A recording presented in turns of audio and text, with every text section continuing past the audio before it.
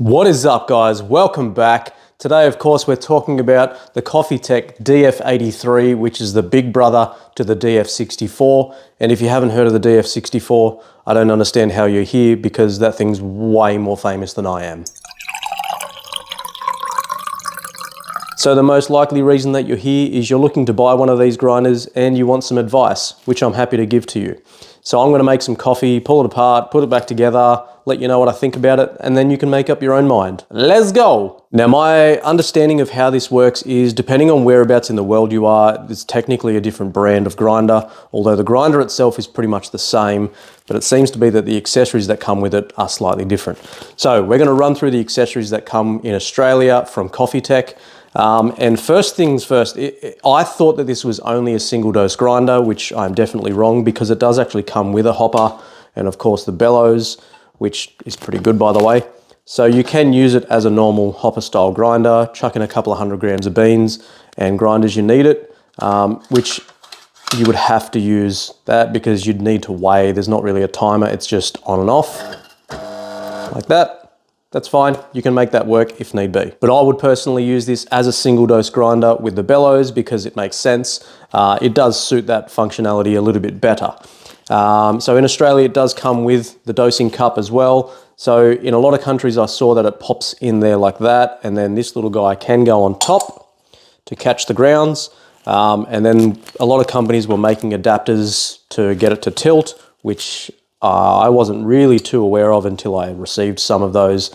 And then in Australia, most of these grinders come with that little guy anyway to tilt it into the correct position. Now, in conversations about this grinder when we first received it, one of the guys asked me, why does it have these little forks like this? It seems strange. And then I'd realized it is for an E61 portafilter to fit straight in there, hands-free grinding, which definitely does work. I've tried it, although I do much prefer a dosing cup style of grinding, as it's a little bit more precise and not as messy. Now, one thing we talk about on this channel a little bit is RDT. And now this actually comes with an RDT bottle itself. I'll pop the video here to that product.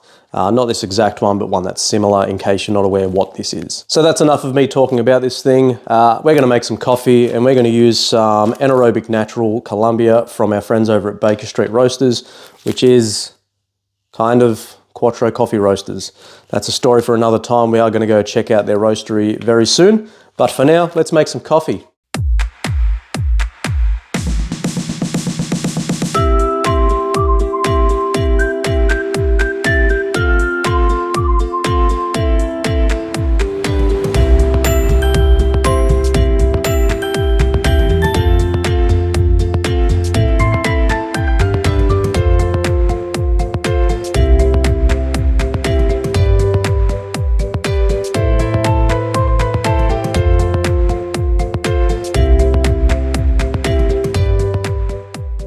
Now, I'm going to be 100% honest. I did not dial that in at all, and that is the first shot I pulled.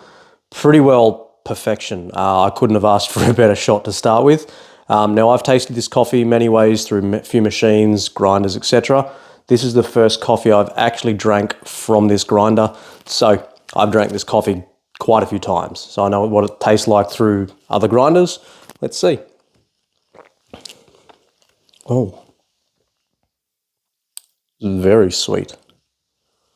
Oh, that is a really good coffee. It is obviously a high quality coffee bean. That is probably the best cup of this coffee that I have had. And I've had it through this machine using other grinders.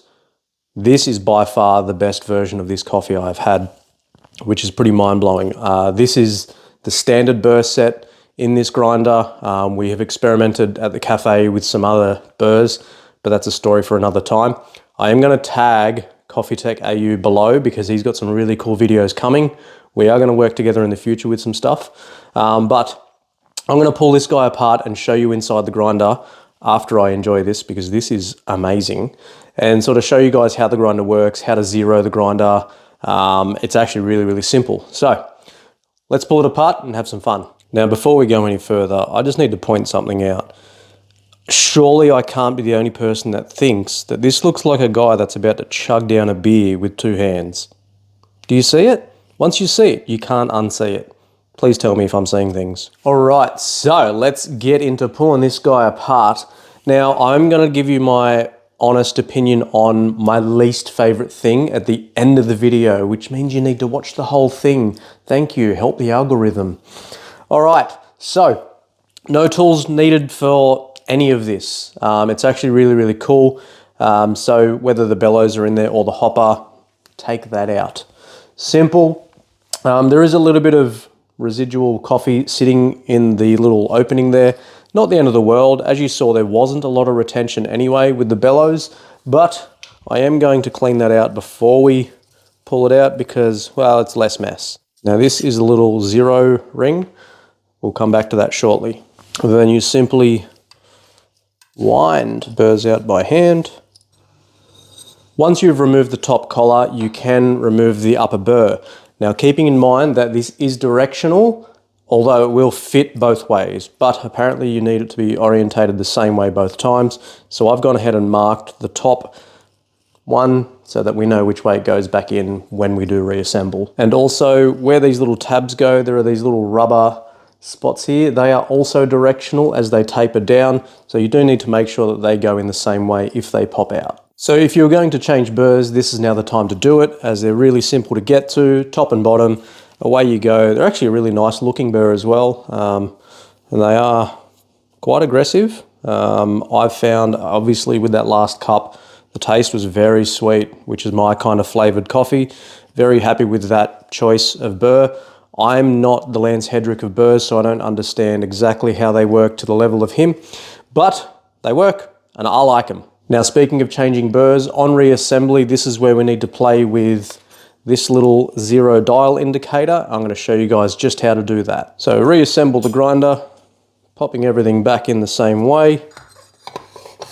Now, do not tighten it all the way down because we actually need the grinder turned on to get everything into the right position. So to find 0 point on these grinders is super simple. So make sure it's turned on and the burrs aren't wound all the way in, so they should still be nice and soft. Turn the grinder on and wind it in until you hear the burrs touch. Wind it back just a tiny bit, so get to this touch.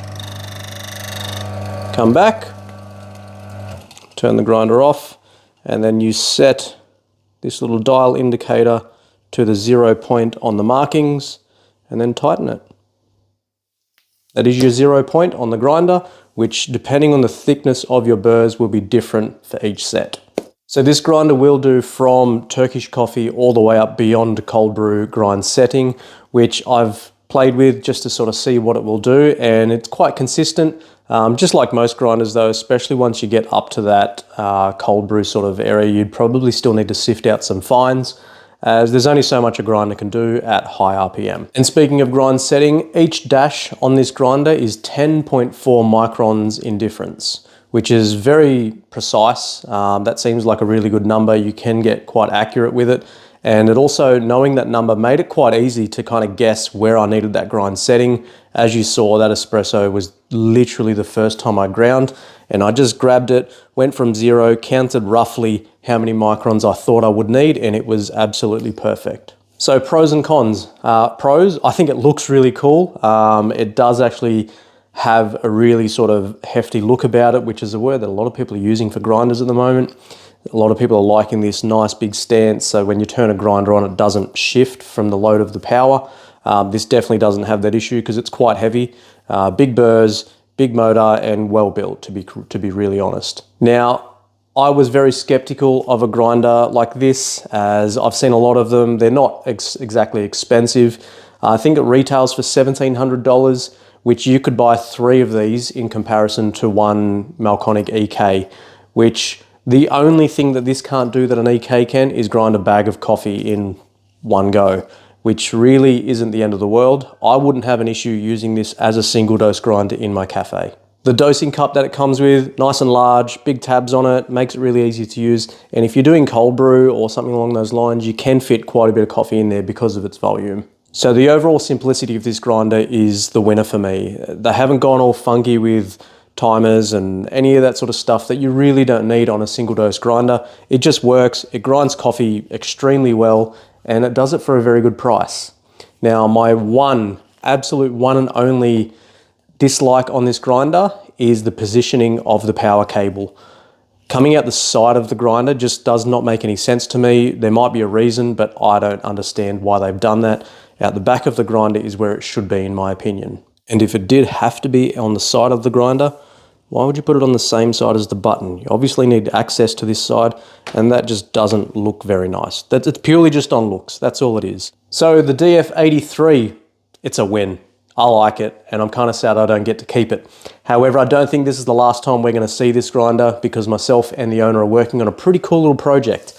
So make sure you hit that subscribe button, as there's some really exciting stuff coming in the future. But for now, I'll say thank you so much for watching. Have yourselves a great day, and happy brewing.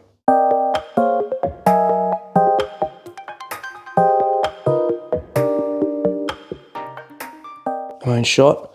Is this it? Is this how it works? Am I in the shot? Am I? I don't know. We'll find out.